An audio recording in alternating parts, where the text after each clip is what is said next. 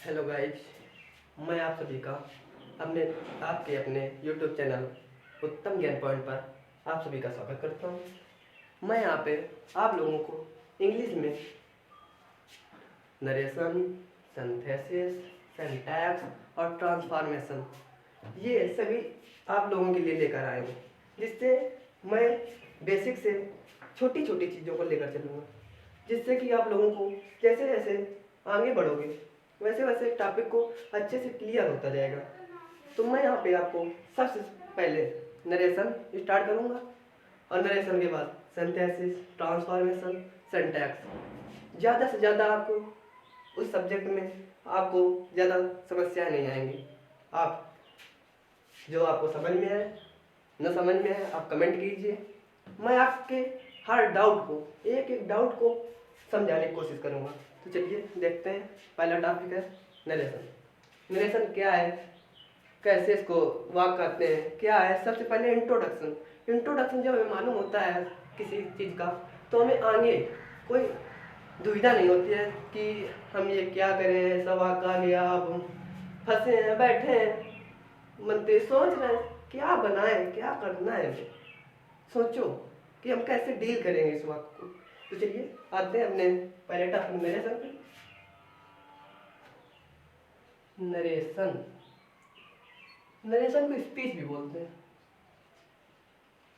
Speech narration को मुख्यतः दो प्रकार से बांटा गया है।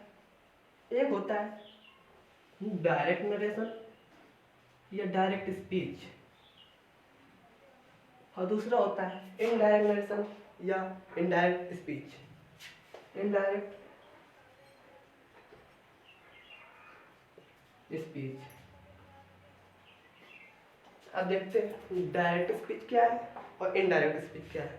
ये भी हमें बेसिक मालूम होना चाहिए शुरुआत में, नहीं तो चीज़ें समझ में नहीं आती हैं बात की। तो जैसे हम उदाहरण देते हैं, उदाहरण के बेस समझते हैं। जैसे कि हम कोई व्यक्ति है, जैसे मान लो राम, ये राम है और ये रमेश, सुरेश एक व्यक्ति है। सपोज मान रहे हैं, कल्पना कर रहे हैं, कुछ भी मान सकते हैं। अब राम सुरेश से कह रहा है कि मैं आगरा जा रहा हूँ, कानपुर जा रहा हूँ। ये आपका स्पीकर है, वक्ता है स्पीकर। तो स्पीकर अपने वाक्यों को, अपने शब्दों को अपने ढंग से ज्यों का त्यों जैसा वो बोल रहा है वैसा ही कहेगा। जैसे मैं कानपुर जा रहा हूँ, तो ये उसने बोल दिया कि मैं कानपुर जा रहा हूँ। अब ये रमेश है, दूसरा व्यक्ति। अब ये राम चला गया कानपुर, लखनऊ, दिल्ली इत्यादि चला गया। अब ये सुरेश, रमेश कुछ भी, ये तीसरा व्यक्ति है यहाँ पे। तो ये रमेश इससे अब बता रहा, इस जो आपका स्पीकर था, वक्ता था, इसके वाक्यों को अपने ढंग से बताएगा। अब अपने ढंग से बताएगा तो जैसे राम ने बताया था कि मैं कानपुर जा रहा हूँ, तब ये तो यही बताएगा कि भाई राम कानपुर गया है, क्योंकि जा चुका है, क्रिया हो चुकी है। मैंने बताया ना कि राम चला गया। इसके बाद रमेश इससे बोलता है कि राम कानपुर गया, चला गया। तो ये रमेश है जो राम के कहे वाक्यों को अपने ढंग से सुरेश को बता रहा है। यही होता है इनडायरेक्ट स्पीच और डायरेक्ट स्पीच। ये आपको मानता हूँ समझ में आया होगा। जैसे एग्जाम्पल लेते हैं,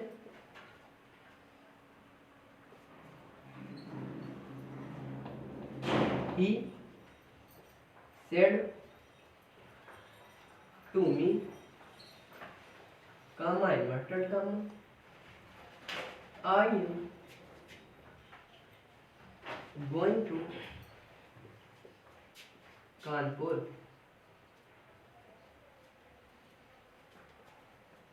एक ही चीज को नीचे से समझते चले जाएं तो अब देखते हैं डायरेक्ट स्पीच। डायरेक्ट स्पीच के दो भाग होते हैं। एक होता है रिपोर्टिंग वर्ब और एक होता है रिपोर्टेड पार्ट या स्पीच, उसी को बोलते हैं। तो इसमें देखते हैं रिपोर्टिंग वर्ब हमारे क्या है, रिपोर्टेड स्पीच क्या है, ये पार्ट क्या है, जानकारी हमें होनी चाहिए। तो ये जो इन्वर्टेड कामा के अंदर वाला वाक्य होता है, इसे हम बोलते हैं रिपोर्टेड स्पीच या रिपोर्टेड पार्ट। और ये जो बाहर वाला वाक्य होता है इन्वर्टेड कामा के बाहर वाला वाक्य, इसे बोलते हैं रिपोर्टिंग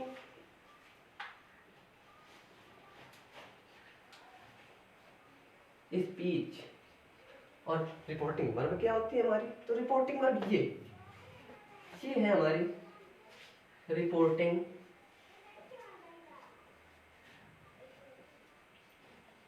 ये है हमारी रिपोर्टिंग वर्ब, ये हमारी रिपोर्टिंग वर्ब। अब इसके बाद हम देखते हैं नरेशन में किस किस तरह के वाक्य हम बनाएंगे। सेंटेंसेस के बारे में जान लेते हैं थोड़ा। सेंटेंसेस के प्रकार, सेंटेंस कितने प्रकार के होते हैं ये हम जान लेते हैं, और किन किन का बनता है, कैसे टेंस में परिवर्तन होते हैं, ये आज हम इस वीडियो में जानेंगे। तो सेंटेंसेस,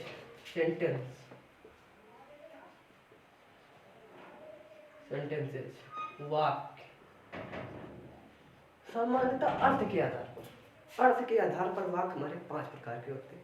कौन कौन से होते हैं ये भी देखते हैं। असर्टिव सेंटेंसेस,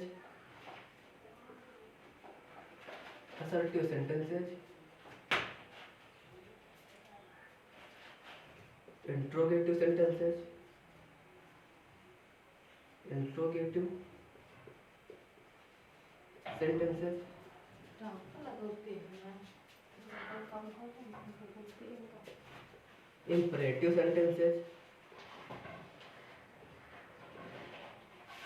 imperative sentences,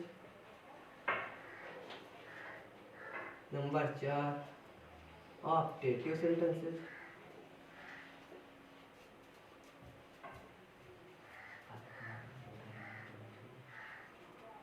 और नंबर 5 एक्सक्लामेटरी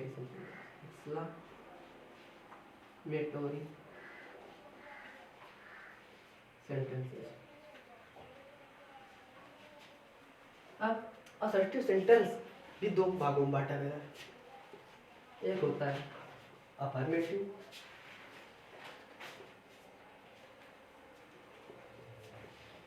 और एक होता है नेगेटिव। ये होते हैं सेंटेंसेस।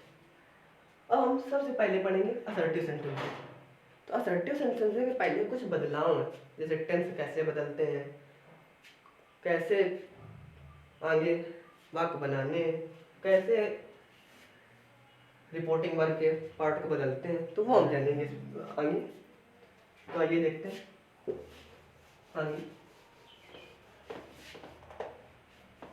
आगे देखते हैं। अब देखते हैं प्रोनाउंस और एडजेक्टिव के परिवर्तन देख लेते हैं। ये सन बेटा ना समझ लेना कि बेटा है। हाँ, जो मान लो पुत्र पैदा कर दो तुम 2 मिनट मानी तो येगा सब था। तो देखो सन ये ठीक है, मान लो कि अब एक प्रकार के समझाओ तुम, मान लो कि हाँ, तो ये सब्जेक्ट, यस से सब्जेक्ट, वो से ऑब्जेक्ट, यस नो चेंज। तो रिपोर्टिंग वर्ब में जब सब्जेक्ट ऑब्जेक्ट और यस नो चेंज, तो इसे 1 2 3 मान लेते हैं। First person, second person, third person. जब फर्स्ट पर्सन का प्रोनाउन जैसे आई, वी, आई, तो ऑब्जेक्टिव केस मी और अस, और possessive case my, mine, your, yours. ये सेकंड पर्सन है। यू, ये सब्जेक्टिव, मतलब यू जो होता है वो ऑब्जेक्ट में भी यू होता है और सब्जेक्टिव केस में यू होता है। और इसका पॉसेसिव केस क्या होता है, योर और योर्स, ये तो होता है। अब इसके बाद थर्ड पर्सन क्या होता है, ही, सी, इट, दे, ये किसी का नाम कह सकते हैं। तो ही ऑब्जेक्टिव क्या होगा, ही का हिम, सी का हर, इट का इट और दे का दिम।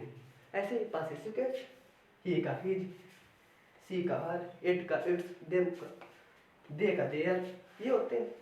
तो क्या होता है, फर्स्ट पर्सन जो है हमारा, जब वाक्य बनाते हैं तो फर्स्ट पर्सन के ये प्रोनाउन है, ये सेकंड पर्सन के और ये थर्ड पर्सन के।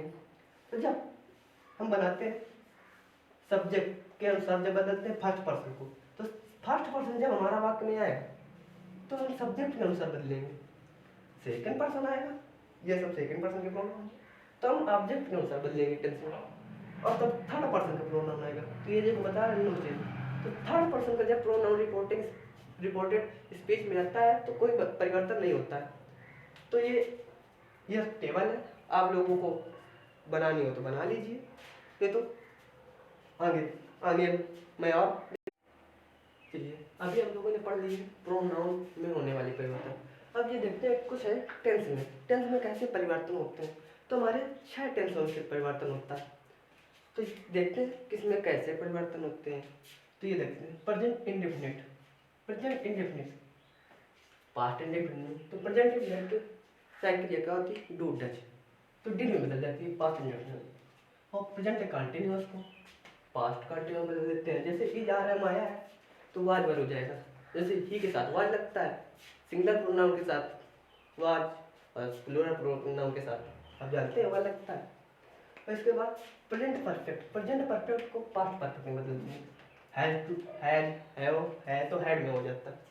अब जैसे इसमें देखते हैं प्रेजेंट परफेक्ट कंटिन्यूअस, तो इसकी क्रिया क्या होती है, हैज बीन, हैव बीन। तो इसके बाद पास्ट परफेक्ट में बदल देते हैं, तो क्या आती है कंटिन्यूअस में हैड बीन। अब आगे देखते हैं पास्ट इंडेफिनिट, पास्ट इंडेफिनिट किसमें बदलता है, पास्ट परफेक्ट। तो डिड इसकी हेल्पिंग वर्ब होती है तो हैड में बदल जाता है। इसके बाद पास्ट कंटिन्यूअस, पास्ट कंटिन्यूअस में क्या आता है, वाज वर है आता है, तो इसमें पास्ट परफेक्ट कंटिन्यूअस में बदल जाता है। और ये देखते हैं ये इनमें नो चेंज, पास्ट परफेक्ट और पास्ट परफेक्ट कंटिन्यूअस बदलते नहीं है। अब आगे देखते हैं फ्यूचर टेंस, फ्यूचर टेंस में विल या सेल, समानता हम लोग विल और सेल आया है तो समानता उड़ में बदलते हैं, शुड में चेंज होता है हमारा, ज़्यादातर उड़ में देखा जाता है। तो इसके बाद अब देखते हैं कुछ मॉडल वर्ब्स में परिवर्तन, तो इनको भी हम जान लेते हैं कि कैसे बदलते हैं। तो सेल को शुड में बदल देते हैं, कैन को कुड में बदल देते हैं, मस्ट को मस्ट या हैड टू में बदल देते हैं, और हैज टू हैव टू को हैड टू में बदल देते हैं। और जैसे शुड है, कुड है, हैड टू है, इनमें कोई परिवर्तन नहीं होता है, ये भी तो मॉडल वर्ब्स है तो इनमें परिवर्तन नहीं होता है। और आगे देखते हैं थोड़ा और इसी में अब देख लिया मॉडल वर्ब्स में परिवर्तन, सब कुछ जान गए। अब ये देखते हैं कुछ सेंटेंसेस होते हैं जिनमें परिवर्तन नहीं होता है, जैसे आप देखते हैं जब रिपोर्टिंग वर्ब में, जब प्रेजेंट का हो या फ्यूचर टेंस, रिपोर्टिंग वर्ब में जब प्रेजेंट टेंस और फ्यूचर टेंस आए हो तो रिपोर्टिंग स्पीच कोई भी सेंटेंस रिपोर्टिंग स्पीच में तो उसमें परिवर्तन नहीं होता है, कोई भी चेंज नहीं होगा उसमें। जैसे दो एग्जांपल है नीचे, हम देखते हैं उनको। राम सेज, तो ये हमारी रिपोर्टिंग वर्ब है, रिपोर्टिंग वर्ब कौन सी है, प्रेजेंट में, प्रेजेंट में है तो हम आगे वाला वाक्य ये बताया कोई परिवर्तन नहीं होगा, तो क्या बन जाएगा, राम सेज और conjunction, conjunction that, conjunction that, और ये थर्ड पर्सन का प्रोनाउन है तो वो भी नहीं बदलेगा। तो हरी हैज गॉन टू आगरा, ये देखिए हमारा वाक्य बन गया, कोई भी परिवर्तन नहीं हो।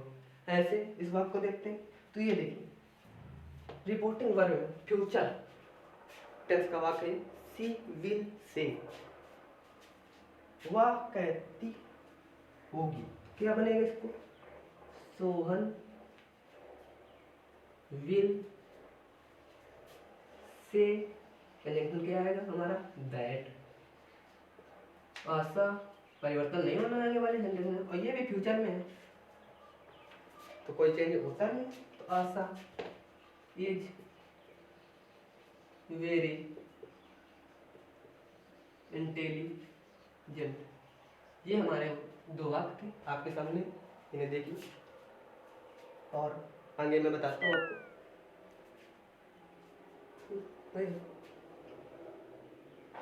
तो आगे देखते हैं, हम लोग टेंस में होने वाले परिवर्तन को पढ़ चुके हैं।